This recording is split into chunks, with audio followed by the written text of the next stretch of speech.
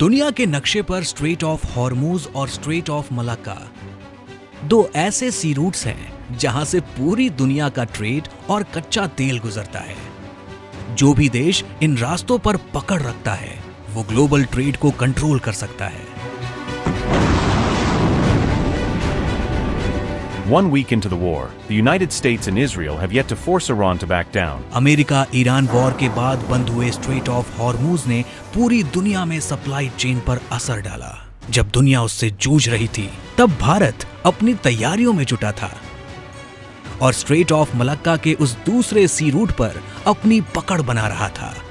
इसी straight of Malacca के ठीक मुहाने पर भारत का वो प्रोजेक्ट है जो आने वाले समय में ग्लोबल ट्रेड की दिशा बदल सकता है, the great Nicobar project.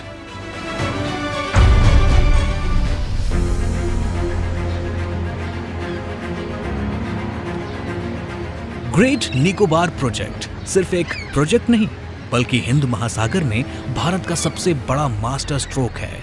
35 to 40% world cargo movement इस ट्रेड के द्वारा होता है और करीब 50% इंडिया का cargo movement straight of Malacca के थ्रू होता है। अभी हम ट्रांसशिपमेंट पोर्ट हैं सिंगापुर में, मलेशिया में, कोलंबो में, हम उनका इस्तेमाल कर रहे हैं और करीब 200 से 300 मिलियन $US हम एनुअली स्पेंड कर रहे हैं पोर्ट ड्यूज और पोर्ट चार्जेस पे करने में, जो हम बचा सकते हैं और जो हमको रेवेन्यू अर्न करने का भी मौका देगा। वर्ल्ड ट्रेड ट्रैफिक जो चल रहा है तो इंडो पैसिफिक रीजन के लिए वो गेटवे है और वो गेटवे में हम बैठा हुआ है ऐसे पहरेदार। मलक्का स्ट्रेट के पास होने की वजह से यहाँ बनने वाला हब दुनिया भर के जहाजों के लिए एक बड़ा पड़ाव बनेगा। इससे भारत की मैरीटाइम सिक्योरिटी मजबूत होगी और देश के लिए ब्लू इकोनॉमी के नए रास्ते खुलेंगे।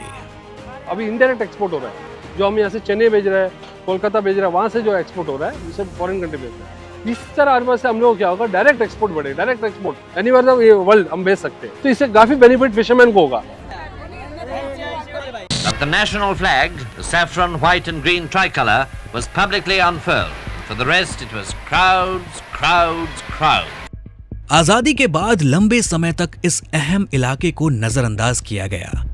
खासकर 60 और 70 के दशक में नेहरू और कांग्रेस के राज में यहां इंफ्रास्ट्रक्चर को डेवलप करने में भारी लापरवाही दिखाई गई। सिक्योरिटी को दरकिनार किया गया।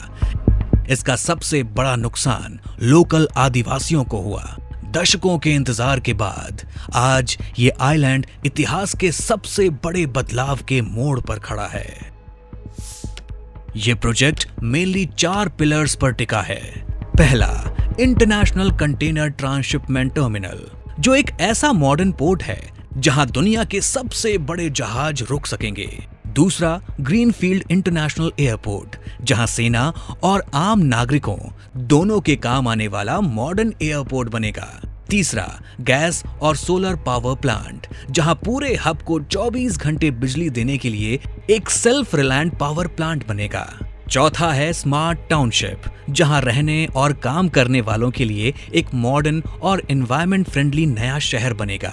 सबसे बड़ी बात है कि ये चीन को काउंटर करने का सबसे मजबूत प्रोजेक्ट है। दरअसल चीन का 80% ट्रेड इस स्ट्रेट ऑफ मलाक्का से होकर जाता है।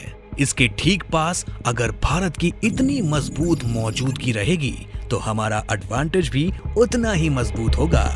वॉर के दौरान या कॉन्फ्लिक्ट के दौरान उस चोक पॉइंट को रोक दिया जाए तो चीन जो है वो बहुत ज्यादा कमजोर पड़ जाएगा।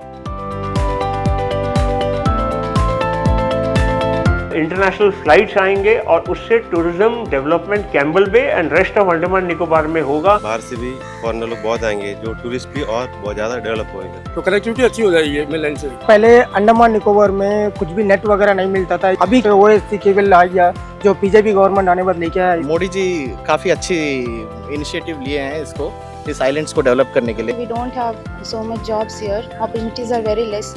If something is coming out like this, it will be really helpful for youths. लोगों का गवर्नमेंट जॉब के ऊपर डिपेंड रहना पड़ता है तो वो कम पड़ जाएगा, अदर सोर्सेस बहुत ज़्यादा क्रिएट होगा। अच्छी बात है, गवर्नमेंट की बहुत आगे की सोच है।